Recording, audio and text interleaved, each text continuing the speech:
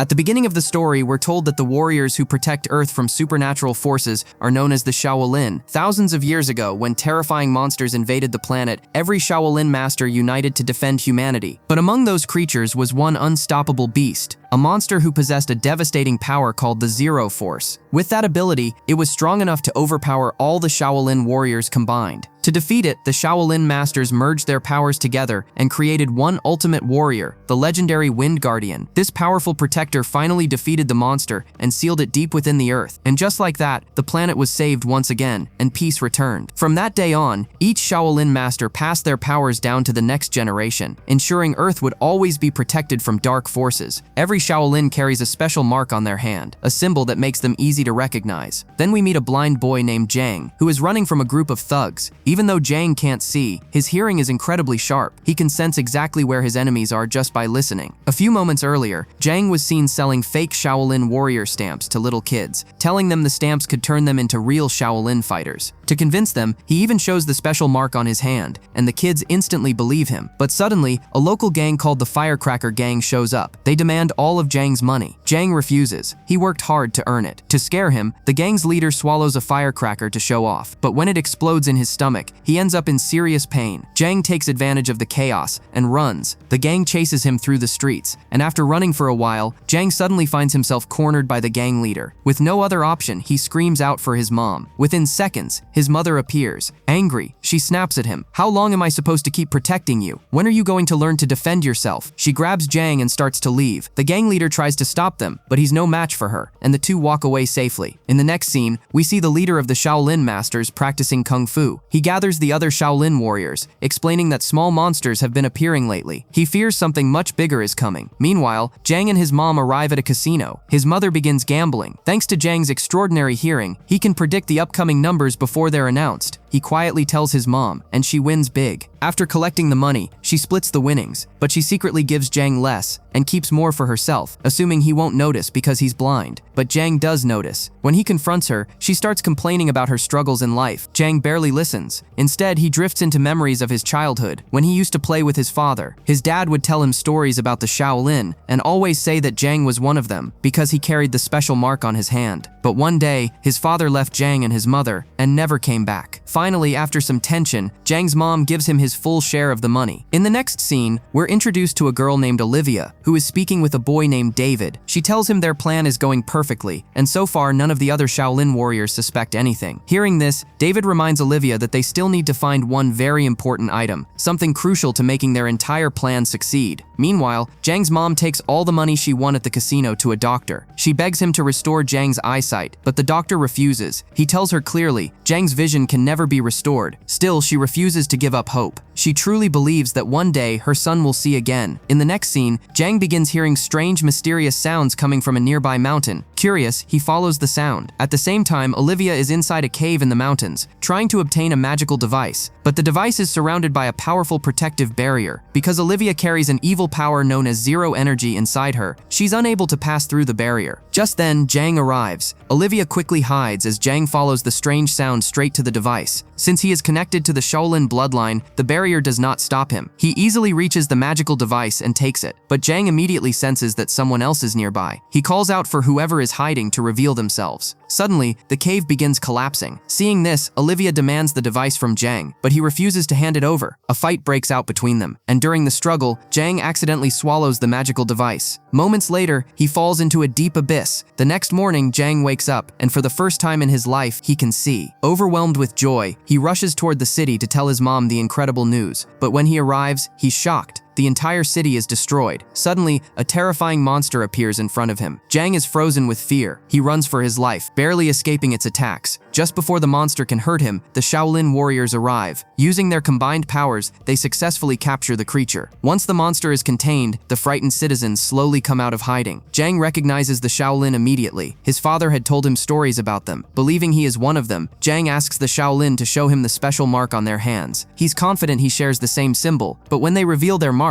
they are completely different from his. That means Jang is not a true Shaolin warrior. The crowd begins to turn against him. They accuse him of pretending to be blind all this time and lying about being a Shaolin. Even the kids he sold fake Shaolin stamps to throw them back at him, calling him a fraud. Suddenly, the warriors realize the captured monster has escaped. Some of the Shaolin rush off to chase it, while the others stay behind to protect the city. Later, Jang returns home, only to find it completely destroyed. His heart breaks. He fears his mother may be dead. At that moment, Olivia appears. She tells Jang that the same monster destroyed his home, and if he gives her the magical device, she can take him to his mother. Desperate, Jang agrees, but only on one condition. Take me to my mom first, then I'll give you the device. Olivia agrees, and the two set off together. On the way, the two Shaolin warriors who stayed behind for city protection confront them. They immediately attack Olivia. Jang demands to know why. The Shaolin reveal the truth. Olivia carries the evil zero energy inside her. To prove it, one of the warriors places her hand above Olivia's head. Instantly, Olivia begins to transform. Her eyes turn red, and dark energy surges through her body. Losing control, Olivia attacks both warriors, injuring them badly, and then collapses unconscious. She still cannot fully control the zero power within her. Jang picks her up and prepares to leave. The Shaolin warn him not to trust her. With zero energy inside her, she could lose control at any moment. But Jang doesn't listen. Right now, nothing matters more to him than reaching his mother, even if it means trusting someone dangerous. As they move further ahead, Jang and Olivia suddenly fall down into a deep underground cave. Olivia is still unconscious. Worried, Jang tries to wake her up, even lightly slapping her face, but that only triggers the zero power inside her. Dark energy begins to surge, and she slowly rises, moving toward Jang like she's about to attack him. Jang desperately tries to calm her down. Slowly, Olivia begins regaining control. Struggling to stay conscious, she softly asks Jang to tell her a sweet story, something peaceful, so she can calm down. Hearing this, Jang makes up a beautiful story about his childhood, a version where everything was perfect. In his story, his father never left, his family was happy, and life was full of light. As Olivia listens to Jang's gentle voice, her energy stabilizes. She returns to normal. The next morning, Jang asks Olivia about her evil power. Olivia explains that she doesn't fully understand it herself. One day, out of nowhere, the Zero Force appeared inside her. She says she knows someone who can remove it, but in order to do that, she needs the magical device that Jang swallowed. As they continue walking, they see a faint light ahead. It's the cave's exit, but blocking the doorway is what looks like a massive rock. They push it aside, only to realize it isn't a rock at all. It's the head of a giant statue worshipped by a nearby village. Since they've broken the statue's head, the villagers capture them. The villagers believe they must sacrifice Jang and Olivia to please their god. Jang quickly tells the village leader that they cannot kill him because he is a Shaolin warrior. To prove it, he shows the special mark on his hand, but the leader doesn't believe him. He demands proof. Confidently, Jang strikes a nearby tree, expecting to summon a powerful windstorm, but nothing happens. Not even a single leaf moves. Thinking fast, Jang tells the villagers that he has actually stopped the wind using his powers. Since the air truly is still at that moment, the villagers believe him. The leader then declares that only Olivia will be sacrificed, since Jang is supposedly a Wind Shaolin. To save her, Jang suddenly lies and says Olivia is his wife. Instead of helping, that makes things worse. The leader becomes even happier and announces that both the Wind Shaolin and his wife will be offered to the god. They are lowered into a pond, while the villagers gather around chanting, dancing, and performing a ritual. Jang and Olivia are terrified, believing they are about to die. But then, unexpectedly, the village leader tells them to step out of the pond. Confused, Jang asks, "Aren't you going to kill us?" The leader explains that they never actually kill anyone. When they sacrifice someone, they simply perform a ritual in the pond and then release them. That night, David contacts Olivia and asks about the magical device. Olivia tells him she doesn't have it yet, but as soon as she gets it, she will deliver it to him. We then see David's true plan. He wants to use the magical device to free the ancient monster that was sealed deep within the earth thousands of years ago by the Wind Shaolin. Meanwhile, Jang begins feeling very sick. He keeps running to the bathroom repeatedly. When he tells Olivia, she calmly admits that she mixed medicine into his food, hoping it would force the magical device out of his stomach faster. Later, Olivia notices Jang's small wind toy. Seeing it triggers a childhood memory. When she was younger, she used to mess with the firecracker gang for fun. One day, she threw a lit firecracker at the gang leader, but before it could hit him, Jang tried to protect him by grabbing the burning firecracker and throwing it away. It exploded in Jang's hand, and that's how his hand got burned. Jang's dad tried to calm him down. To comfort his crying son, he told him a beautiful lie, that he was a Shaolin warrior, and the mark on his hand was proof of it. But the truth was much simpler. That mark wasn't a sacred symbol, it was a burn scar from the firecracker. The emotional twist? Olivia has known Jang since childhood, but because Jang was blind, he never recognized her. In the next scene, Olivia approaches the village leader and tells him that Jang swallowed a strange device, and now his condition is getting worse. The leader immediately asks, "Was the device inside the cave on the high mountain?" Olivia says yes. The leader then reveals a shocking story. 13 years ago, he and some villagers went up that same mountain to collect herbs. They accidentally fell into a deep ravine, where he unknowingly released an evil monster. That monster entered his body. After that, his hunger became uncontrollable. He began eating enormous amounts of food, almost consuming the entire village's supply. At one point, he was so hungry he nearly attacked his own friends. But just before he lost control completely, a Shaolin warrior appeared. Using his powers, the warrior pulled the evil monster out of the leader's body and sealed it inside a magical device. That same device, the one Jang swallowed. However, the battle cost the Shaolin warrior his life. To honor him, the villagers built a giant statue and began worshipping him as their protector. Jang and Olivia decide to stay in the village for several days, waiting for the device to come out naturally. During that time, their bond grows stronger. Quietly, they begin developing feelings for each other. One day, while walking through the local market, Olivia notices a beautiful bangle. She likes it but doesn't buy it. Without telling her, Jang secretly buys it and keeps it with him. Meanwhile, because the device is still stuck inside him, Jang's stomach begins swelling painfully. When the village leader sees this, he suggests cutting open Jang's stomach to remove the device. Olivia refuses. She takes Jang away from the village before anyone can hurt him. Finally, after intense pain, Jang feels a strong pressure, and at last, the magical device comes out naturally. Relieved, Jang runs to Olivia. The first thing he does is show her the bangle he bought at the market, but Olivia barely looks at it. Instead, she urgently asks about the device. Jang shows her both, and in that moment, Olivia chooses the bangle, not the device. Jang realizes then, her feelings for him are real. Suddenly, they hear a loud explosion coming from the city. When they rush back, the city is completely destroyed. A monster appears, and then David arrives. The moment Olivia sees David, she takes the magical device from Jang and hands it to David, telling him to leave quickly. Jang stands there in shock. He now understands. Olivia was with him only to get the device. She never knew anything about his mother. Just then, a monster charges toward Jang to attack him. Olivia tries to save him, but David uses his powers to pull Olivia back to his side. Before the monster can strike Jang, another monster suddenly appears, and the two creatures begin fighting each other. Annoyed, David unleashes his power and kills both monsters effortlessly. Soon after, the Shaolin warriors arrive and attack David, but they are no match for him. David escapes with Olivia. Afterward, the Shaolin rush to inform their leader. David is clearly preparing for something much bigger. Once everyone leaves, Jang returns to the village and apologizes to the leader. He feels responsible for bringing danger to them. He also finally admits the truth. He is not a Shaolin warrior. The leader gently responds, "It's not your fault. You didn't know Olivia was lying to you." And for the first time, Jang begins to understand that being a hero isn't about a mark on your hand. It's about the choices you make next. Now Jang wants revenge. He wants to stop Olivia. He wants to end all of this. So he climbs to a high mountain and uses his extraordinary hearing to track Olivia's exact location. Meanwhile, Olivia confronts David. She reminds him of his promise to remove the Zero Force from her body so she can finally be free. But David coldly tells her the truth. The Zero Force will only leave your body when you die. Hearing this, Olivia explodes with anger and charges at him. But David easily controls the zero energy inside her and slams her to the ground. She's powerless against him. At the same time, the Shaolin warriors inform their leader that David is preparing for a massive attack. The leader immediately orders all Shaolin to gather. In the next scene, Jang reaches Olivia. Furious, he demands to know where his mother is. Olivia takes him into a hidden cave where countless monsters are imprisoned. Then she drops the truth. One of these monsters is your mother. Jang is completely stunned. Olivia confesses everything. She was desperate to remove the Zero Force from her body, so she went to David. In exchange for freeing her, David asked her to bring him humans, people who would transform into monsters and become food for Taudi, the same ancient monster sealed thousands of years ago by the Wind Shaolin. Olivia went to many desperate people and offered them one wish in exchange for becoming monsters, sacrifices to strengthen Taudi. She even went to Jang's mother, and Jang's mom agreed. In exchange for restoring Jang's eyesight, she chose to become a monster and feed Taudi. Jang is shattered. Suddenly, all the imprisoned monsters begin rushing toward the abyss, toward Taudi, ready to sacrifice themselves. Among them, for a brief moment, she stops. But another monster collides into her, and she falls into the abyss with the rest. Jang breaks down, crying. He runs toward the edge to jump after her, but Olivia stops him. At that moment, David arrives. Seeing the monsters falling to feed Taudi, including Jang's mother, he smiles in satisfaction. Then the Shaolin warriors arrive. In response, David throws the magical device into the abyss, ensuring Taudi will fully awaken and destroy the Shaolin. The warriors attack David together, but he's overwhelmingly powerful. Eventually, combining their strength, they manage to weaken him and strip away his powers. But it's too late. The ground begins to shake violently. Taudi has awakened. In the next moment, the colossal monster erupts from beneath the earth, breathing fire and unleashing destruction everywhere. Olivia, filled with rage, moves toward David to kill him, but David activates the Zero Force inside her once again. Controlled by the dark power, Olivia turns and attacks Jang instead. She doesn't want to hurt him, so in a heartbreaking decision, she stabs herself and dies. Jang is devastated. He loved her. When he sees David laughing, Jang loses control and attacks him in fury. Then, in a shocking act of desperation, Jang blinds himself, gouging out his own eyes. He believes that if his father was telling the truth, if he truly is a Shaolin, then his power will awaken to save him. He leaps off the mountain. As he falls, a brilliant light begins glowing from his body. But seconds later, he crashes down. Meanwhile, the Shaolin warriors form a massive protective shield, trying to defend the village from Taudi, but they can't hold it for long. Taudi shatters the shield and charges toward the village. The warriors and villagers alike realize this may be their final moment, but just when everything seems lost, Jang returns. He rises from the smoke, transformed. He is now a true Shaolin warrior. Jang creates a brand new protective shield, stronger than the one before, saving the villagers from Taudi's fiery attack. Taudi roars and charges at him, but Jang doesn't run. He moves forward, dodging the monster's attacks with precision. Even without his eyes, he senses everything, every movement, every breath, every vibration. Then, gathering all his awakened power, Jang unleashes a massive surge of wind energy and seals Taudi back inside the magical device once again. Peace returns. In the next scene, we see Jang sitting with a group of small children, telling them stories about the Shaolin warriors. Suddenly, someone approaches. It's his mother. After Taudi was sealed inside the device again, all the people who had been transformed into monsters returned to human form, including her. She gently tells Jang, "You saved the world, but you lost your eyesight." Jang smiles. "I can see the world better now than I ever could before," and he truly means it. The Shaolin leader then approaches Jang and offers him an official place among the Shaolin warriors, but Jang politely refuses. He doesn't need a title anymore. In the final scene, we see Olivia. Just like Jang's mother, she was restored after Taudi was sealed. She's alive again, teasing a group of boys, just like she used to when she was younger. Suddenly, Jang appears behind her, and right there, the story ends. Not with darkness, but with redemption, sacrifice, and a new beginning. If you enjoyed this emotional adventure, hit that subscribe button and share this video with someone who loves epic fantasy stories.